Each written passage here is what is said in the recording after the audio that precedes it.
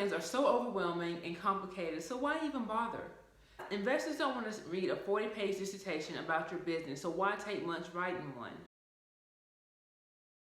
Welcome to my channel. I'm brand attorney Montgomery. I help clients throughout the United States own their genius through trademarks, copyrights, and contracts. Here's the thing, I'm not just an attorney. I'm an entrepreneur who loves all things business, anything from best practices to tech to strategy. I love it all. If you hadn't hit the subscription button, do it now. I'll wait. Alright, in 2016, I wrote the 30 Days to Launch Business Plan Workbook, and that was in response to an overwhelming amount of people asking me to write their business plan. Yeah, I don't do that. I believe, and I'm a firm believer, that each aspiring business owner, you need to write your own plan so that you can know your business, because at the end of the day, that's what business plans are about. You're not writing them for investors. You're not trying to get money. If you don't know why your product is needed, alternative sources for your product, how much it's even going to cost to deliver and create your product, and how much money you need to make before you make a profit, how are you going to convince someone to give you money for your business? Forget what I said in the beginning of this video. Business plans do not have to be overwhelming or complicated. It's really about asking the right questions, and that's where a lot of people get hung up. They don't know what questions to ask. In today's video, I'm going to give you the business plan rundown in less than 5 minutes. Before I jump in, let me know you're ready for this information I'm about to give you by putting "I'm ready" in the comments. Alright? Are you ready? First things first, let's talk about the areas. You need to have 6 areas in your business plan, and those areas include personal goals, company profile, opportunity, your marketing plan, your operation plan, and finances. You need to have all of those in your business plan. Don't worry if you didn't get it. I'm getting ready to go through each section in a little more detail so you know what to put into those sections. So the first section that I talked about was personal goals. Now, I know a lot of people might disagree with me when it comes to personal goals and say it's not needed in a business plan, but I totally disagree. You need to know why you're starting this business, because trust me, when those long nights and early mornings come way more often than they should, you're going to need to look back to something to say, okay, why am I doing this again? Why am I putting myself through this? I mean, entrepreneurship, I don't care what they tell you, it is not for the faint at heart, okay? So first thing you want to do is have your personal goals. And in this section, you want to know why are you starting this business in the first place? What do you want to accomplish? Are you looking for more family time? Do you want to be a nomad? Are you looking to maybe give back to the community more? Like, why are you starting this business? Write it down, put it up. It's going to serve as a guide, especially in those times when what you're doing, that your actions are starting to be the direct opposite of what you said why you said you wanted to start the business in the first place. And trust me, that happens more often than you think. So section 1, personal goals. The second section is opportunity.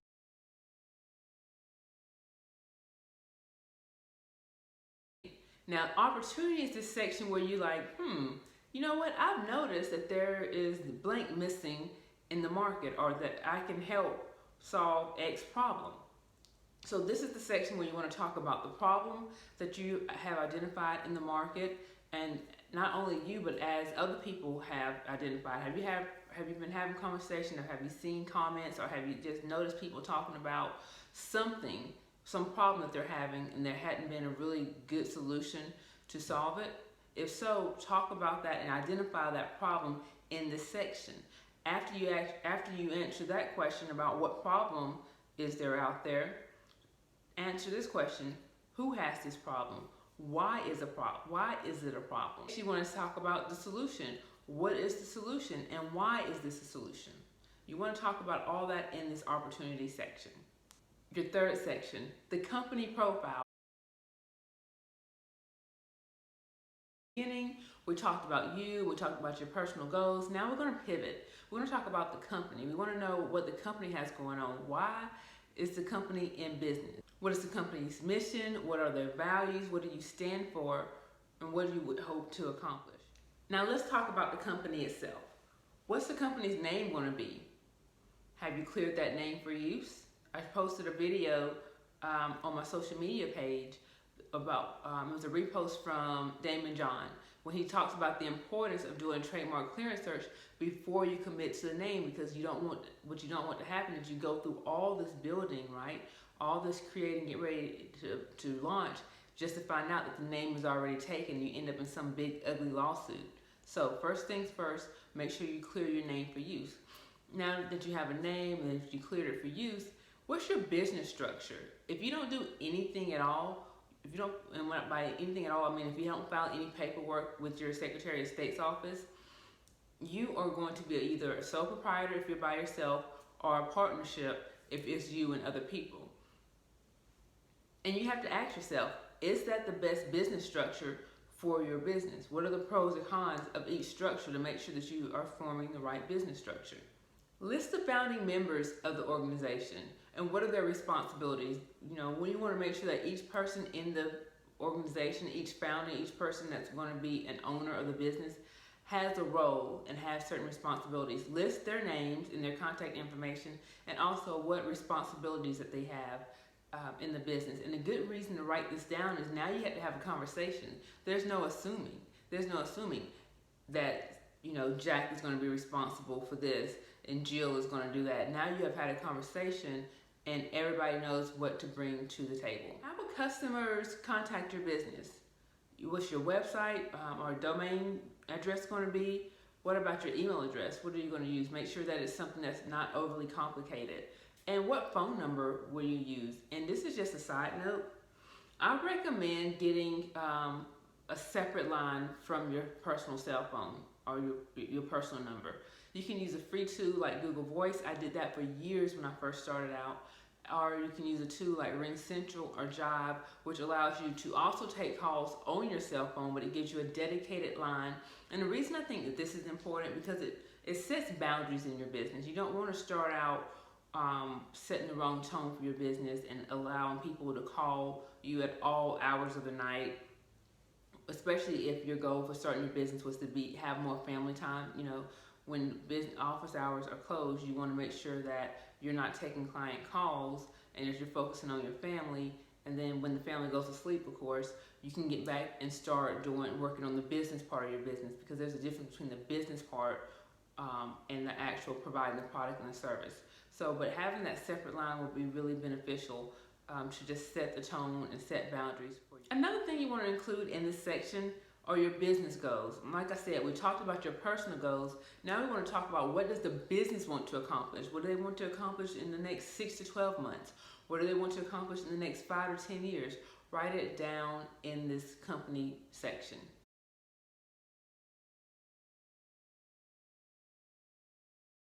Operations is a really important part of the business plan because it allows you to go into further detail about the product or service that you are offering. I find that a lot of people are not doing well in business because they don't know what product or service they are serving or offering. They think they're doing one thing or they want to do one thing, but they haven't fleshed it out enough to see what it all entails.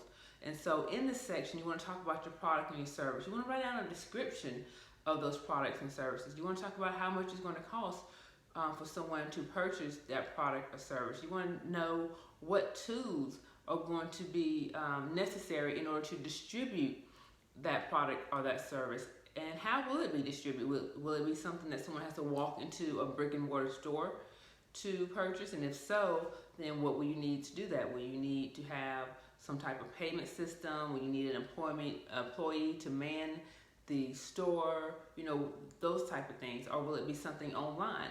So if it's online, if it's a download or something of that nature, will you need a website to host it? How will you collect money? You know, those type of things you want to put in the operational part of the business plan.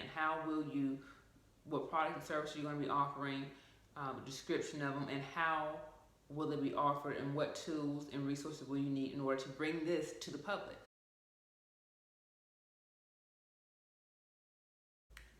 Five, marketing plan. Listen, there is no reason for you to create a business and go into it blind. There's no reason for you to launch to crickets.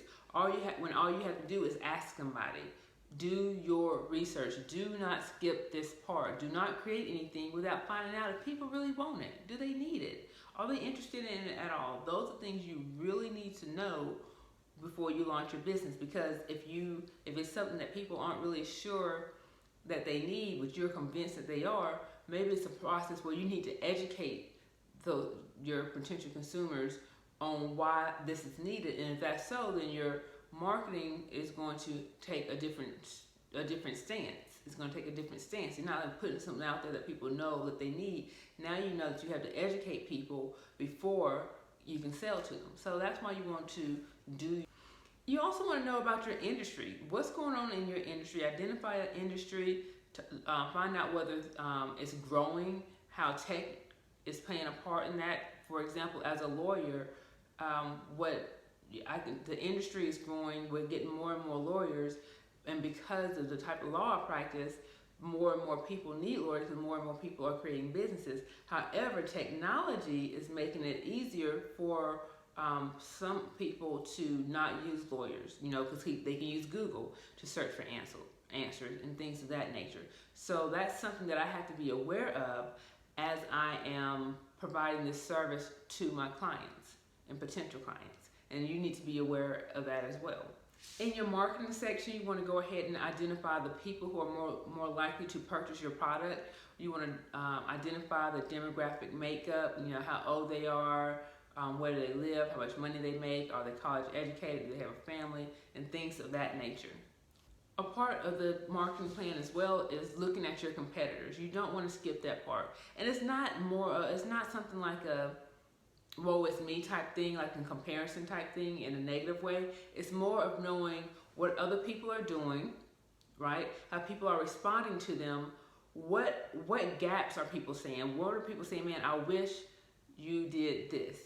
Where can you fill in the gap to make your place in the marketplace? And it can be, fulfilling a need that's not there, or maybe you can see that, yes, this product or service is out there, but it's really only serving a certain person or a certain demographic, and people in other demographics also need this. So maybe that's the thing that you find out when you're doing your research. You could, while you're doing that research, you can see that there's a really high demand for this, and it's like, yeah, there's definitely room for another player in this game. So that's the importance of looking at your competitors, not so much in a negative way to feel bad about what you're doing, but definitely in a positive way, so that you can take what you learned and put it into your business and product and create something. Finally, number 6. Money talk. Listen, don't be scared. Don't be scared to talk about money. I know people have this big taboo about money, and as a result, when it comes to business, people are scared to know their numbers. They start these businesses and they're not putting money into the equation, and you have to do that because it costs money to run a business, and that's one of the things you want to find out. How much is it going to cost for me to run this business? You got to consider your expenses. How much does it cost to create the product? How much does it cost to distribute the product? Do I have to pay any employees? You got to put in consideration for your time. You also got to put in things that you don't even think about, like email maintenance, having an email address that people can use, not just your Gmail account. We talked about telephones, but also copies. Do you have a business where you need stuff like copies and stamps? If you're mailing things, postage. I'm not in a business where I do a lot of shipping, but there are some people who have products like candles and things of that nature, and they talk about how expensive it is to ship these products. That's something that you want to know and consider when you're creating your business, because it directly affects the cost. Like, if you don't know how much it's going to cost for you to run your business, how do you know what to price your business? There is a direct correlation between how much it costs you to start this business and how much you're going to charge people to buy your product or your service. And if you ignore and put your head in the sand as it relates to your numbers, you are going to be miserable. You're going to be missing the mark on so many places. Yeah, so I told you I said 6, but I got a bonus one for you. The bonus one, number 7, is teams.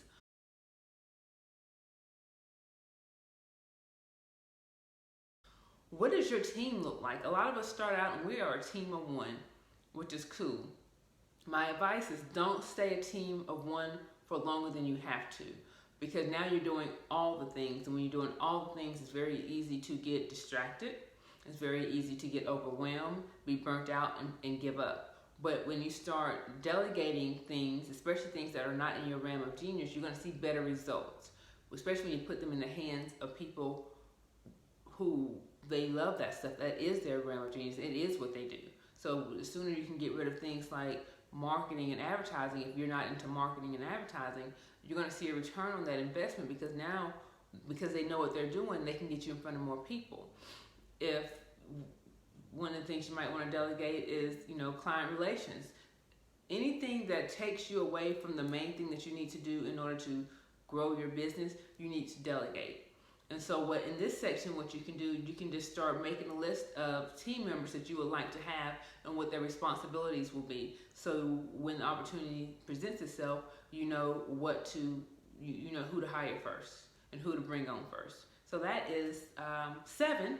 I know we talked about 6, but those are 7 areas that you need to include in your business plans, and there's some questions you need to ask yourself, because that is the biggest challenge when it comes to business plans. It's not that business plans are hard to write, it's that people don't know what to put in them. They don't know what questions to ask, right? Let me know in the comments if you found this video useful. As a matter of fact, if you found this video useful, type a 100. If I kept it 100, put a 100 in the comments if you found this video useful. Now, keep in mind that these are just some of the questions that you can ask. And you can ask way more questions, but you want to make sure that you have these areas in your business plan. If you want to dig deeper into business planning, I absolutely recommend that you purchase Launch Legally's online course, Structure Your Business for Success. And what's included in that course is a further breakdown of business plans, the business plan workbook, which has all these questions here for you to answer. It also comes with a section that talks about business structures. We go over each type of business structure to make sure that you're actually using the right business structure for your business. And the icing on the cake, we talk about systems, putting systems in place so that when you do get that team, you can slide them right in, because you have a way to, how to document your systems and your processes and distribute them to your team members. You can go to, and I just leave a link down below so that you can go and you can purchase that online. And one more thing, don't forget to rate this video, subscribe if you haven't already, and make sure you share this information. No, don't keep it to yourself. Share this information with someone that can use it, all right? Until next time, keep building your business and growing your brand.